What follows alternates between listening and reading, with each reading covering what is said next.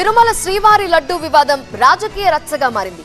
విమర్శలు ప్రతి విమర్శలు ఆధారాలు దాటి ఇప్పుడు ఎంక్వైరీస్ వరకు సీన్ మారింది. ప్రసాదం కల్తీ విషయంలో ఇటు ప్రధాని మోదీకి జగన్ లేఖ రాయటం, అటు చంద్రబాబు కౌంటర్లతో రాజకీయ తుఫాన్ మరింత తీవ్ర రూపం దాల్చింది. లడ్డూ తుఫాన్ ఏపీని అతలాకుతలం చేస్తోంది.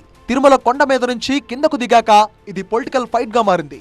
టీడీపీ వైసీపీ మధ్య రాజకీయ తుఫాన్ రేపుతోంది. లేటెస్ట్ గా ఇదే అంశంపై ప్రధాని మోదీకి వైసీపీ అధినేత జగన్ లేఖ రాయడం హాట్ టాపిక్ గా మారింది. టీటీడీ ప్రతిష్టను దెబ్బతీయడానికి చంద్రబాబు ప్రయత్నిస్తున్నారంటూ ప్రధాని మోదీకి లేఖ రాశారు జగన్. రాజకీయ లబ్ధి కోసం ముఖ్యమంత్రి స్థాయి మర్చి ప్రవర్తించారని ఆ లేఖలో విపక్ష నేత పేర్కొన్నారు. లడ్డూ వివాదంలో నిజానిజాలు వెలుగులోకి రావాలని, కల్తీ నెయ్యి అంటూ అసత్యాలు ప్రచారం చేసిన చంద్రబాబును 5 లేయర్ ఫార్మింగ్ అంటే 5 అంచుల వ్యవసాయం, దీన్ని చేస్తూ 10 లక్షలు సంపాదిస్తున్నారు శ్రీమూర్తి గారు. ఆయన నుండి నేర్చుకోవడానికి ఇప్పుడే ఫ్రీడమ్ యాప్ ని డౌన్లోడ్ చేసుకోండి. తీవ్రంగా మందలించాలంటూ ప్రధాని మోదీని కోరారు జగన్. టీటీడీ పవిత్రతను పునరుద్ధరించాలని ప్రధానికి విజ్ఞప్తి చేశారు.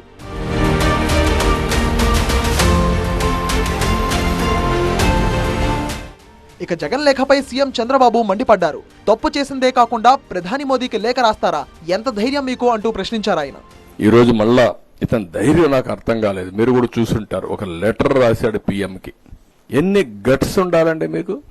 మొత్తం దేశమంతా ప్రపంచమంతా హిందువులు కుతకుతలాడుతా ఉంటే ఇంకా నువ్వు అబద్ధాలతో అసత్యాలతో లెటర్ రాసి ఎదురుదాడి చేసే పరిస్థితికి వచ్చావంటే ఎవడిచ్చాడు నీకు అధికారం? ఏమనుకుంటున్నారు మీరు?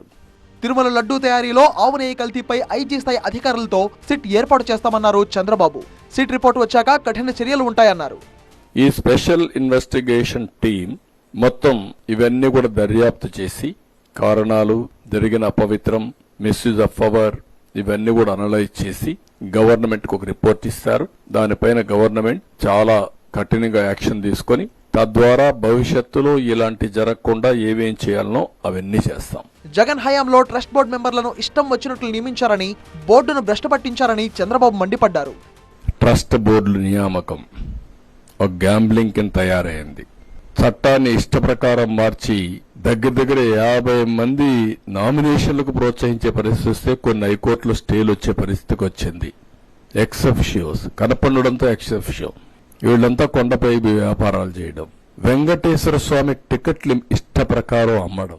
ప్రధాని మోదీకి జగన్ లెటర్ రాయడం, చంద్రబాబు లేటెస్ట్ మాటల తూటాలతో లడ్డూ తుఫాన్ ఇప్పట్లో చల్లారేలా కనిపించడం లేదు.